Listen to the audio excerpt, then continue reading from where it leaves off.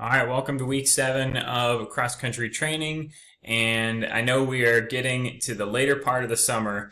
And so now's getting to the weeks that are as important as the beginning. So actually getting going is obviously a significant thing, but keeping going and getting to that point where you're hitting those larger mileage weeks and hitting some of the tougher workouts is really important. So I hope you guys are feeling as motivated as I am, and I hope you're seeing some results as well.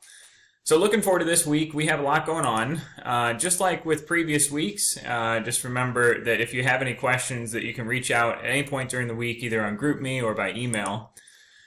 So this is about the last week if you would like to sign up for the cross-country kickoff camp and receive a t-shirt. This is the last week to do that.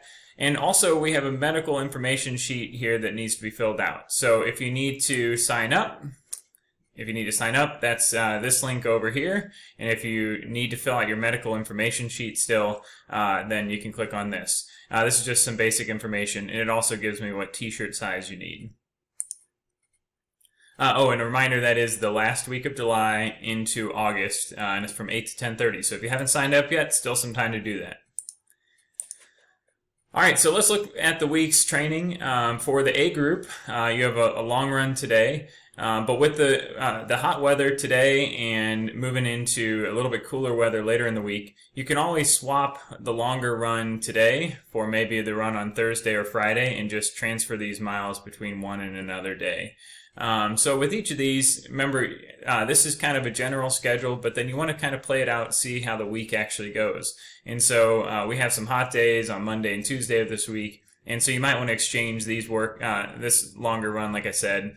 But we have some good weather, it looks like, on Wednesdays, a little bit cooler weather, to be able to get in a good workout. Remember with the aerobic runs that you're really trying to use those to push yourself just a little bit beyond your easy pace. Easy pace, remember, is relaxed. You're not really breathing hard at all on this. Aerobic run, you're having a little bit of difficulty having a conversation. Now, when it comes to the two workouts this week, these are different fartlek style workouts where, remember, that's a type of interval workout where you go a little bit fast for a time and then a little bit slower for a time. And this is 1 minute on, 2 minutes off. And it's an effort-based one. The goal here is to hit tempo pace or faster for the on phases and for the first few. And then near the last ones, you need to, for the later part of the workout, you want to hit the faster paces. So hitting at race pace for the fast stage, and then obviously with the off stages, you want to be recovering. For the second workout of the week, this is a 2-mile tempo, and this is getting us ready for our time trial and those kind of initial race or two at the beginning of the season, trying to get us used to just long distances at speed. And this is a mile warm-up, mile cool-down. Remember, if you're in the A group, you can always do a 1-mile warm-up and a 2-mile cool-down, or a 2-mile warm-up and a 1-mile cool-down. But extend those miles a little bit just so you can hit your higher mileage weeks as you're looking at. On Sunday, I do have a 6-mile run in here, so that would mean potentially no off week. But remember, you can always exchange this out for some cross-training, and that's just an easy pace run if you end up doing that. For people in Group B, this is a very similar workout. It's just a little bit shorter time span, so you have one less cycle of going fast and slow. And then for Group C, you have 5 total cycles of going fast. So it's only 5 minutes of fast pace, but a total of 15 minutes of the workout. For Group B, again, you're going 6 of those cycles. In Group A, you're going 7 of those cycles. And remember to warm up and cool down on these, and of course stretch after everyone. For Group C, this is what your workout looks like, and once again, you're still trying to build up the mileage base, and in addition to that, get some core in as well. So remember, don't skip the core work. So looking ahead, we have group runs on Tuesday and Thursday of this week. Hopefully we'll have some good weather. Tuesday is out it's out at the Frontier Stage in St. Charles, and same place that we've met before. And on Thursday's run, it's going to be at Forest Park Visitor Center. If for some reason there's any changes to any of these, we'll let you know a little bit later on in the GroupMe. But these are both scheduled for 7:30 unless something changes with the weather or temperature. Remember, sign into Strava. I'm following several of you guys on Strava and seeing what great work you're doing. But if you haven't signed up, remember, here's the link, and you can join the Chaminade cross country page, which gives you a great chance to see what we're all doing. For GroupMe, this is once again how you sign up to join that, and make sure that you are signing into GroupMe, especially if you're new to Chaminade Cross Country, because it's a great way just to keep in touch with what we're doing and hear updates from me and other people as well. Now, remember, we still have a good bit of the summer left. We have just over a month of training, or just about a month of training before the season fully kicks off. So lots of good time to practice these different things. Practice hydration. Start to get ready for these long, hot runs by doing a good job of drinking water all day long. Drinking some electrolytes, whether that's Gatorade, Liquid IV, Powerade, or any of the other drinks that are out there.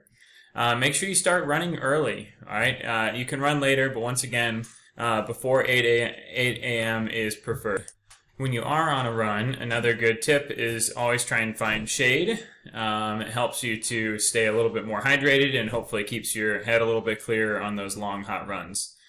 Remember, always get started right away when you get home from a run with rehydration, and that's going to help you with recovery. And also make sure you're using your teammates.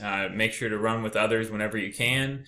Plan runs together, whether that's something you coordinate on GroupMe or just by texting someone in the group. All right, so preparing for August, remember everyone has to have a valid physical. If you haven't scheduled yours yet, remember you need to get one of these every year or two. And so make sure every year. So make sure that you're getting this all completed. And I said every year or two. You need one of these every year to clear you for getting on the cross-country team. That goes no matter what age you are. So make sure you're getting this all coordinated and actually planning out an appointment so that you don't have to miss any practice days. First day of practice is August 12th, and make sure you're also putting that on your calendar because we want to have everyone there first day. Consider your season goals at this point in the season, because remember, this is the time where your actual season is made. Whether you're training right now or not is going to determine whether or not you really hit that season goal that you have. And that includes also the extra things that are beyond running. Doing push-ups, sit-ups, other core work, the core work that we've done in the past seasons, including abs and pull-ups and other things like that. Make sure you're doing that 2 to 4 times a week. This is just a reminder, start working on tracking down some of these items if you haven't already gotten some of this gear. These are all critical things just for us as runners to make sure that we all have the stuff that we need to do well and to train and to teach our bodies to do these long distances that we're going to be doing. The watches as well is a nice thing to get done now. If you don't have a watch that you already use, it's much easier to run with a watch than a phone. So I would suggest looking into getting one of these too. And both are good options, and I'm willing to talk through if you have any questions. All right, so just a final quote to leave you with. Remember, if one of the best things that you can do for yourself with training and getting ready for the fall season is to find a consistent time that you can run. Find some sort of way that you can get into a pattern of running. It's really hard if you bounce around all different times during the day, and I know sometimes that might be the only way that works for you, but it's really going to help if you find a routine time to do it. And that's going to start to form habits, and those habits are going to start to stick, and you're going to be able to find it easier to just get out of bed and run, or to get in what you need to. So you'll have fewer missed days. And I just like this quote: "Morning run is a way to cultivate resilience, to build endurance and strength, and to push beyond your limits." All you guys are strong. All of you guys have the ability to accomplish great things, and I know that we can do a lot of great things this fall, especially if we put in the time right now. Hope you guys are having a good summer. I hope to see you guys on a group run soon. Make sure you show up for one. It's a lot of fun. Hope to see you guys later on this week.